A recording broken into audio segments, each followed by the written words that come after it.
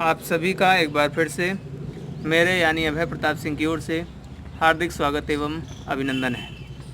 प्रिय विद्यार्थियों, छात्र एवं छात्राओं, आप सभी इस वीडियो के अंतर्गत कक्षा 9 में सम्मिलित रचना नामक चैप्टर को पढ़ने वाले हैं।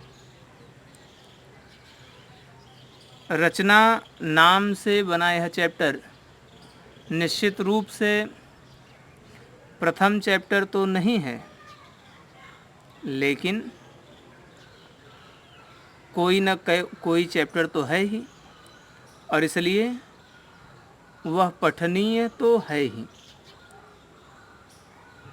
इसलिए क्रम का ध्यान न देते हुए इसकी सरलता को ध्यान में रखते हुए मैं आपको इसे सबसे पहले पढ़ा रहा हूँ। आपको जानकारी होगी ही कि हम कक्षा 9 में सम्मिलित एक चैप्टर निर्देशांक ज्यामिति पर भी लगातार चर्चा कर रहे हैं, व्यापक चर्चा कर रहे हैं, और उस चर्चा के अंतर्गत हम NCERT पाठ्यक्रम को ही केंद्र मानकर अपनी बातें रखते हैं। और जहाँ तक निर्देशांक ज्यामिति के चैप्टर का सवाल है, वह चैप्टर अब अंतिम रूप से समाप्त होने वाला है। इसलिए आपको उस चैप्टर के भी वीडियो समान रूप से और आवश्यक रूप से देखने चाहिए। और उस सीरीज में यह कक्षा 9 के गणित का दूसरा हिस्सा है। हम सरलतम चैप्टरों से शुरुआत करते हुए आगे बढ़ रहे हैं, जिससे हमारा गणित में मन लग सके, हमें सवालें आए तो हमारा मनोबल बढ़ सके, और छोटी छोटी चीज़ों का ध्यान देकर अगर हम आगे बढ़ सकते हैं तो हमें ऐसा करना चाहिए, और हम उसी बात को लेकर आगे चल रहे हैं। चलिए, तो NCERT पाठ्यक्रम क्लास 9th में कुछ रचनाएं सम्मिलित हैं, और कुछ उन रचनाओं को समझने के लिए मैंने सम्मिलित किया है। और इस प्रकार से कक्षा 9 के पाठ्यक्रम के अंतर्गत कुल 9 रचनाएं निम्न खंडों के अंतर्गत पढ़नी है।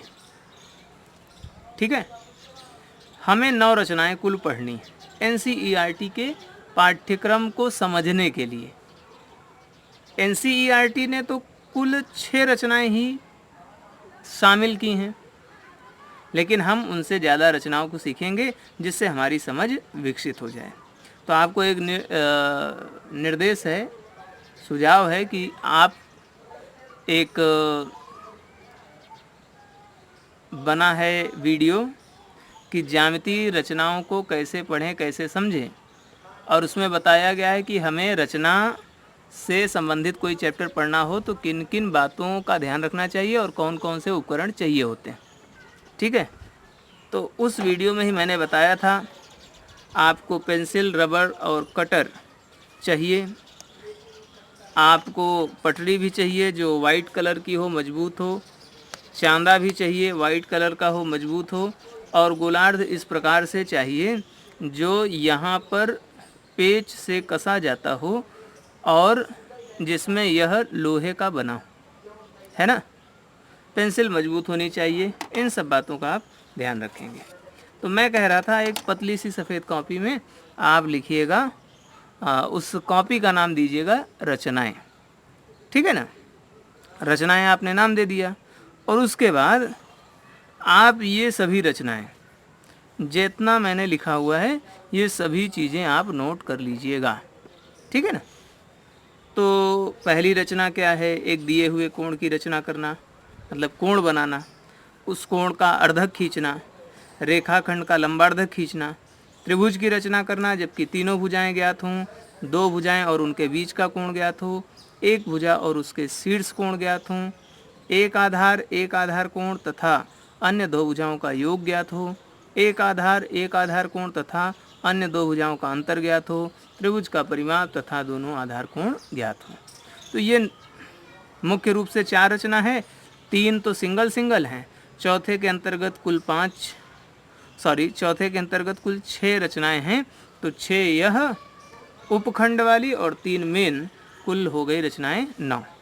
तो कॉपी में पतली सी सफ़ेद कॉपी होनी चाहिए, उसमें विषय का नाम लिखना है रचनाएं, और उस रचनाएं के बाद आप लिख लीजिएगा NCERT पाठ्यक्रम, ठीक है। और ये फिर सारी बातें लिख लीजिएगा। वीडियो को पॉज करके थोड़ी देर के लिए ध्यान से देखेंगे, एक एक इसका शब्द नोट कर लेंगे, ठीक है। कुछ दिखाई दे रहा है ना जो बच्चा, अब मैं इसको नीचे कर देता हूँ, ठीक है। ये ठीक, अभी सब हो गया, ठीक है ना।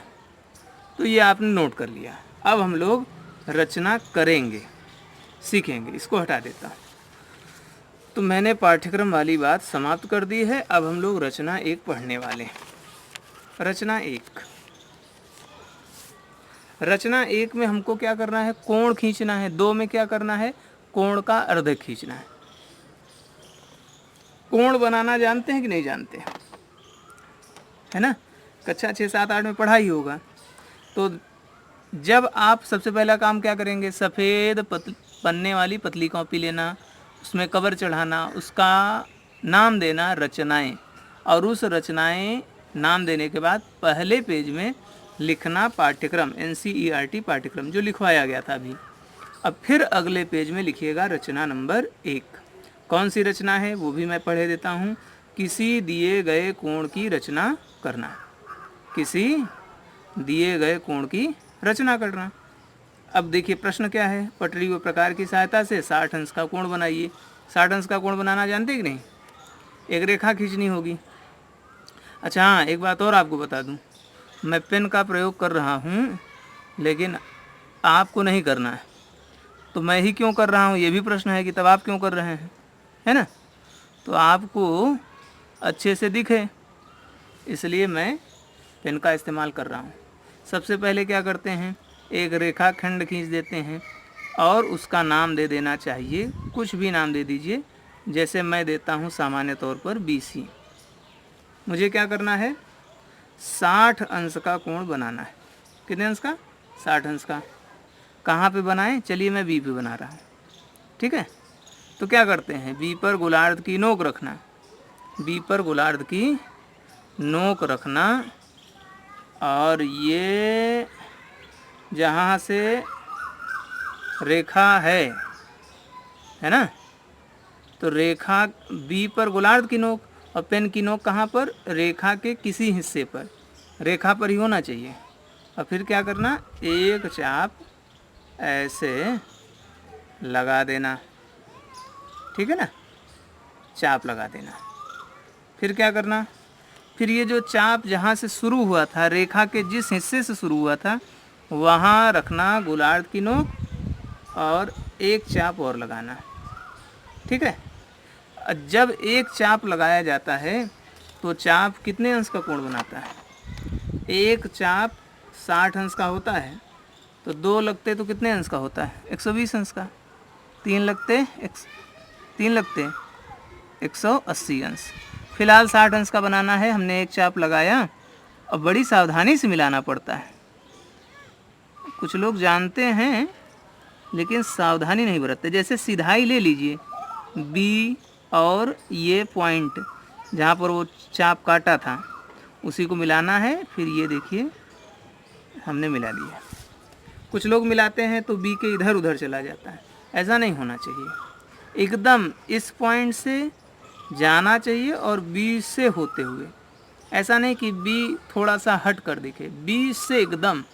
तो क्या करना चाहिए, B और जिस पॉइंट को मिलाना चाहते हैं सीधाई पटरी से ले लेना चाहिए, पटरी से भिड़ता रहे बिंदु, और फिर मिलाते हुए खींच दीजिए।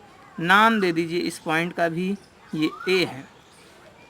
जैसे मैंने 60 अंश का तो बना दिया, लेकिन मुझे विश्वास नहीं हो रहा है कि यह 60 अंश का है, तो मैं इसको नाप लेता हूँ, ठीक है ना।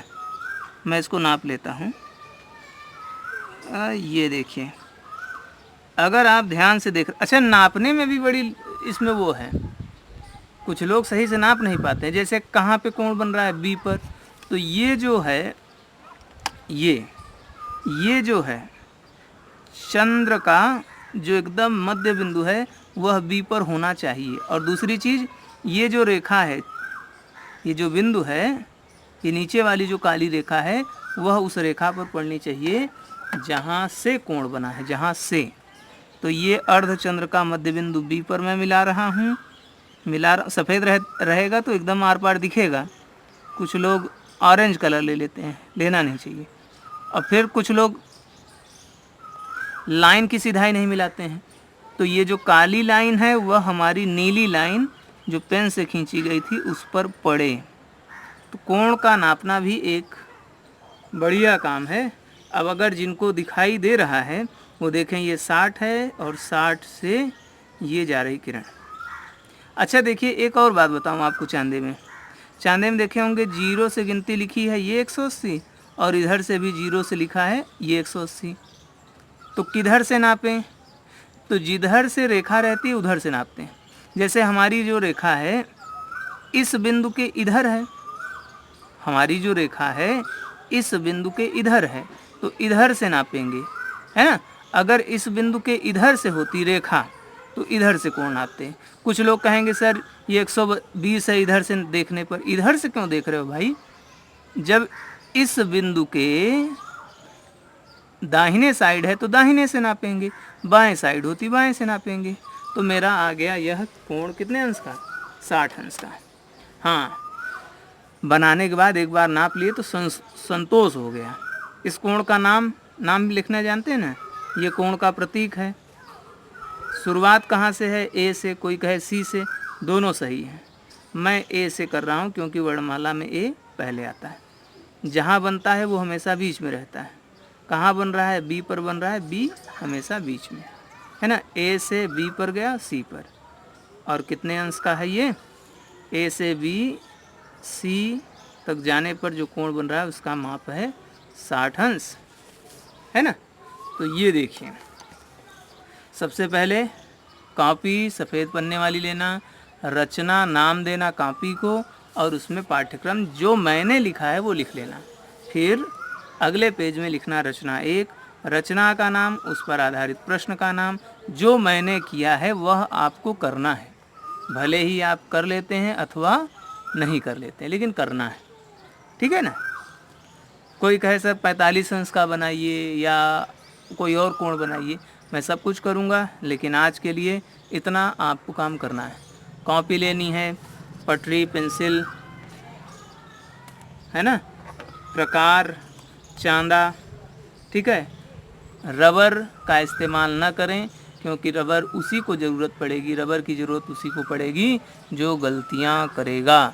मैं यह मानता हूं आप गलतियां नहीं करेंगे और इसलिए आपको रबर की आवश्यकता नहीं होगी। तो ज्यामितीय रचनाओं से संबंधित जानकारी के लिए एक वीडियो बन चुका है, आप सभी विद्यार्थी उसे देख सकते हैं, लाभ उठा सकते हैं, और उससे यह पता चल जाएगा कि हमें किन बातों को लेकर रचना शुरू करनी चाहिए।